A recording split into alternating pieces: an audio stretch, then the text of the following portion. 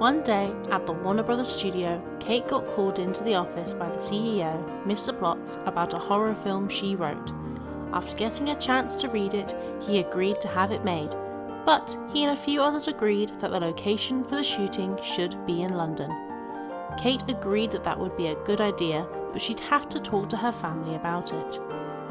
That night during dinner, Kate made her announcement. I have some great news. They like my new scripts. That's great. Yay, Mom! I know you could do it. Oh, right! And they want me to shoot it in London. The children cheered once again. They were excited to go and start talking about the places they wanted to see and the things they wanted to do, which left their mother heartbroken about the other news she had. Yes, but y'all, the thing is, I can't take you with me this time. What? Kids didn't understand why they couldn't come. The reason was because the last time Kate brought them to a shooting, it was so insane that she almost got fired for it. That gave her no choice but to make sure that it didn't happen again. So she just told them that working on a picture like this would take a lot of work and that she wouldn't have time for them. Yakko and Dot understood, but they were still upset, but not as upset as Wakko was. On the first day she was gone, everything seemed fine. Bobby took care of everything like he did every day. When it was bedtime, that was a whole other thing. Their father had to read them a story, but it just wasn't the same. Their mother would make the stories come to life, while their father just read them pretty normal and dull. When Wakko got into bed, he cried from missing his mum so much. It hurt that she was so far away, and he couldn't even call her up because of the different time zones. It seemed that the only way he could see her was in his dreams.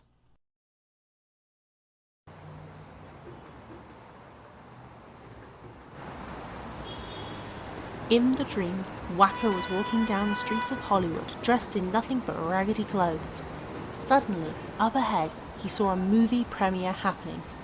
And when a limo pulled up, out came his mum wearing a beautiful ball gown. Wakko was so excited to see her that he ran up and tried to get through the crowd of people.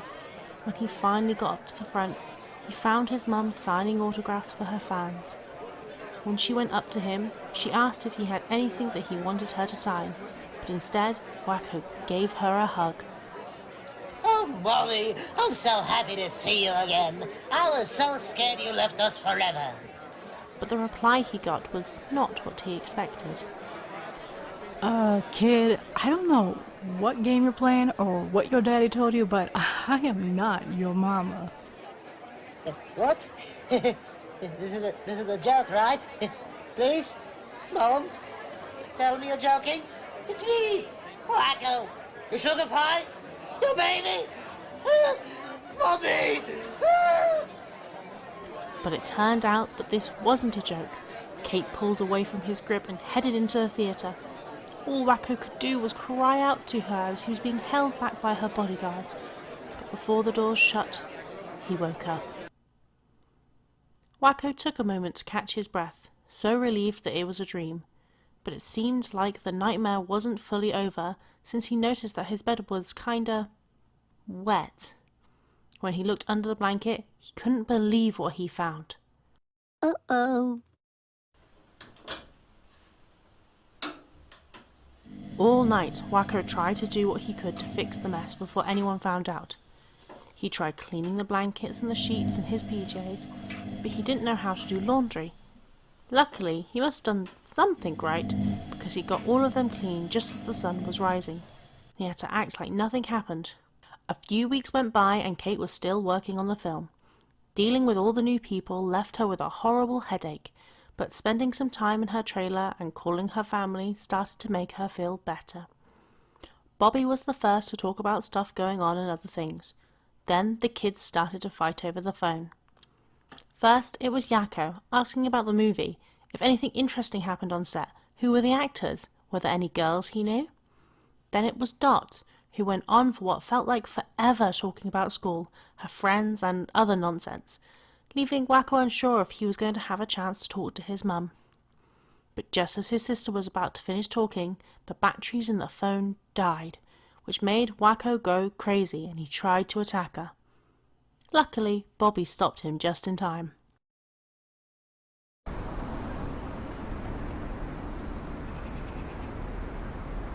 As Wakko slept that night, he had another nightmare where he was walking in the streets, homeless and begging for money. He saw his mum walking down the street with Yakko and Dot, looking as spoiled as they could be. He ran up to her, hoping that maybe this time she would recognize him. Tell me, please, please! Tell me you know who I am! I'm cold, I'm hungry, and I want to go home! But once again, she didn't recognize him, and neither did his siblings. All they did was make rude comments about him. Then they left in their limo, leaving Wakko stranded and choking on car fumes. Poor Wakko tossed and turned in his sleep, but what finally woke him up was the puddle again. Oh man, what's wrong with me? Why do I keep wetting the bed? Wakko mumbled to himself, as he once again washed the sheets in the middle of the night, but this time he wasn't alone. Wakko? What are you doing? Bobby asked, wondering what his son was doing up late washing clothes. Nothing. I just thought I should get some of my chores done. At 1 o'clock in the morning? Yes. Hearing that, Bobby knew that something was up and he had to get to the bottom of it, no matter if his son liked it or not. Wakko? Let me see what's in the washer. Wakko stood there, looking down at the floor, scared of what his father would think if he let him do that. Wakko, I'm not gonna ask again. Let me see what's in the washer. So left with no choice, Wakko stepped out of the way and let his dad see. When Bobby found the sheets and nothing else, it left him confused. Son, I don't understand. Why are you washing your sheets this late? Wakko's face started turning red from embarrassment. He really didn't want to say it out loud, but he was backed up into a corner and had no choice.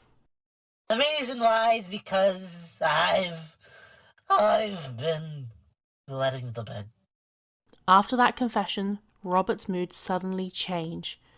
He thought that his son was hiding something bad, but it turned out it was something embarrassing. Wakko, I'm so sorry. Why didn't you tell me? I mean, how long has all this been going on?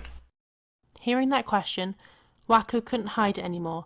He began to cry because he knew when this started happening. Since Snorri left.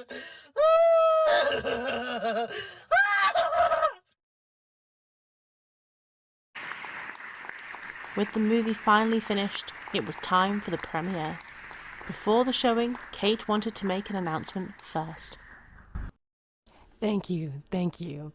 I just want to thank all y'all so much for coming tonight to see my new movie. You know, it's funny. When I was a kid, I was pretty much scared of everything. And yet here I am, promoting to show you all a horror film that I just made. The audience laughed, but before she could continue her speech, someone quickly went up to her and handed her a note. They didn't say what it was, just that it was important she read it. Yeah, well, anyways, I hope tonight you have fun and enjoy my new movie. Oh my god, my baby! She yelled, leaving the whole room confused because it wasn't the title.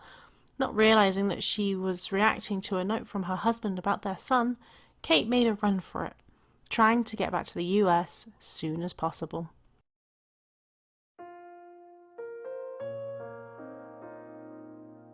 The next day, Wakko was having a very embarrassing talk with Dr. Scratch and Sniff about his bedwetting.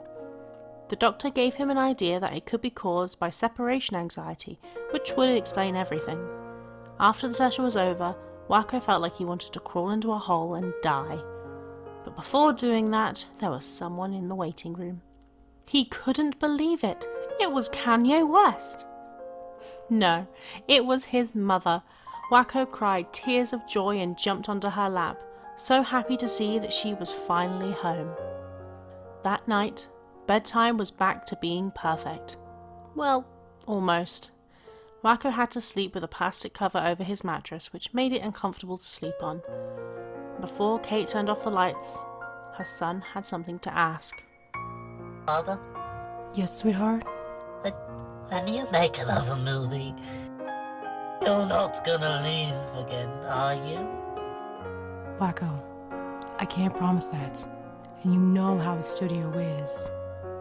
And I know this whole thing has been crazy, and I'm sorry about that. But I will promise you this. The next time when I leave, I will get in better contact with you. Okay? Okay, Alright.